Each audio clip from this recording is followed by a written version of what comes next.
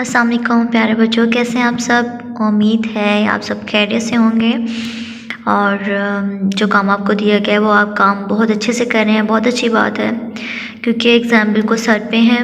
इस चीज़ को मद्देनज़र रखते हुए आप लोगों ने हर तरीके से अपनी तैयारी करनी है कि जो आपके एग्ज़ाम हैं इंशाल्लाह जैसे ही आप लोग स्कूल आएंगे आप लोगों के एग्ज़ाम स्टार्ट हो जाएंगे।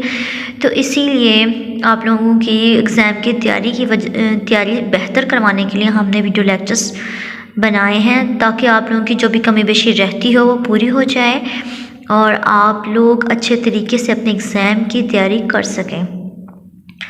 अल्लाह ताला से दुआ है कि आप सबके एग्ज़ाम जो हैं वो बहुत अच्छे हों और सबकी कारकर्दगी बेहतर से बेहतरीन की तरफ जाए, आमीन। तो चले आइए देखते हैं कि आज के हमारे टेस्ट में क्या कुछ है। आज पहले हमने कौन से 2 चैप्टर करने हैं, फिर उनका टेस्ट भी देना है। हाँ जी, तो हमारा पहले सबक नंबर 3 आएगा। बेमिसल है उनकी ज़ात सल्लल्लाहु अलैहि वसल्लम के बारे में चैप्टर है, ठीक है। पढ़ने से पहले आए मज़ीद जाने।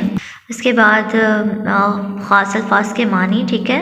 रीडिंग को भी एक बार रीड कर लीजिएगा क्योंकि रीडिंग को रीड करने के बाद आपने पढ़ने के दौरान में सवालों के जवाब देने हैं।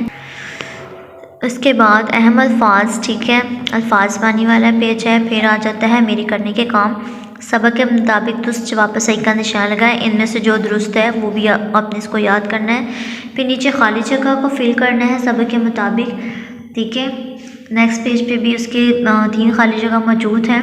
फिर उसके बाद सवाल नंबर 4 आ जाता है कि दिए हुए सवालों के जवाब लिखें। नबी करीम को दोस्त और दुश्मन किस नाम से पुकारते थे। नबी करीम सल्लल्लाहु अलैहि वसल्लम के जाने के बाद काफ़िले वाले क्यों परेशान हो गए थे। औरत ने नबी करीम सल्लल्लाहु अलैहि वसल्लम के बारे में क्या कहा। हम दुनिया और आखिरत में कामयाबी कैसे हासिल कर सकते हैं। दयानतदारी के 2 फ़ायदे लिखें, ठीक है। ये आपने सारे चैप्टर दोनों पहले अच्छे से तैयार करने हैं, फिर आपने टेस्ट हल करना है। नेक्स्ट एक है इस्तिफ़ामिया जुमले, ठीक है। और सवाल नंबर 6 आपने इसी तरीके से हल करना है कि दिए हुए सादा जुमलों को इस्तिफ़ामिया जुमलों में तब्दील करके दोबारा लिखें। इस्तिफ़ामिया जुमले वही होते हैं जिसमें कोई सवाल पूछा जाए, बात की जाए, ठीक है।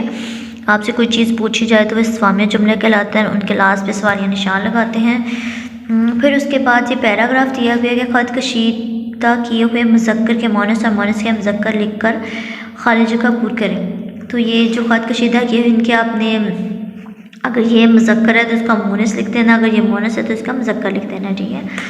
आगे ये है कि दिए हुए अल्फाज का दुरुस्त इमला लिखें और अराब लगाकर दुरुस्त लफ्ज़ अदा करें, ठीक है। उसके बाद ये पैरा है पढ़ने के लिए। फिर है कि सवाल नंबर 10 है कि आपकी ज़िंदगी का वो दिन जब आपने दयानतदारी का मुजाहरा किया हो, उस दिन का अहवाल डायरी की सूरत में कापी में लिखे। तो ये मैंने आपको लिखवाया, आपने वही सवाल याद करना है। और अपनी ज़िंदगी में आप किन किन मामलों में दयानतदारी का मुजाहरा कर सकते हैं, इसका भी वही सेम आंसर याद कर। उसके बाद मोबाइल फ़ोन है, तो मोबाइल फ़ोन के बारे में उसका नुकसानात क्या है, उसके फ़वाइद क्या हैं, वो सारा कुछ इस चैप्टर में मौजूद है, ठीक है।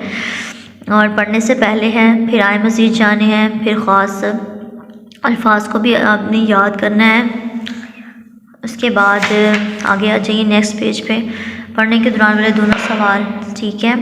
फिर अल्फाज मानी अहम अल्फाज, मेरे करने के काम, सबक के मुताबिक दुरुस्त जवाब के सामने सही और गलत के सामने गलत का निशान लगाएं, ठीक है। फिर उसके बाद खाली जगह पूर की हुई है।